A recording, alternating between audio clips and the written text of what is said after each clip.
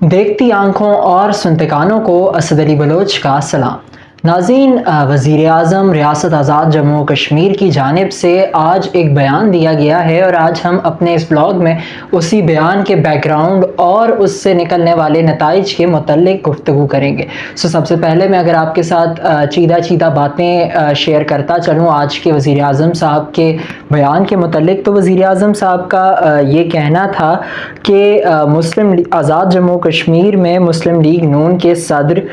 شاہ غلام قادر، سابق وزیر اعظم راجہ فاروق حیدر خان اور جنرل سیکریٹری چودھری طارق نون لیگ نہیں ہیں، بلکہ 4 وزراء کرنل ریٹائرڈ وقار نور احمد رضا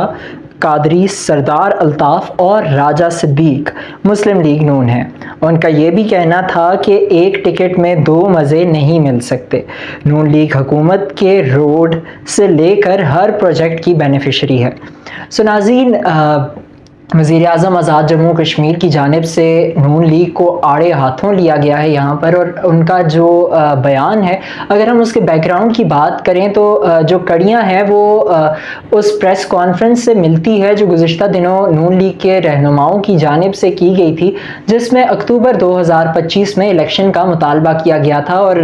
ہو سکتا ہے کہ وزیر اعظم صاحب کو اسی بیان یا پھر اسی مطالبے پر جو ہے وہ غصہ ہو، یا پھر وہ اسی کو ہی تنقید کا نشانہ بنا رہے ہوں، چونکہ جس طرح انہوں نے جو نام گنوائے وہ اس پریس کانفرنس میں بھی موجود تھے۔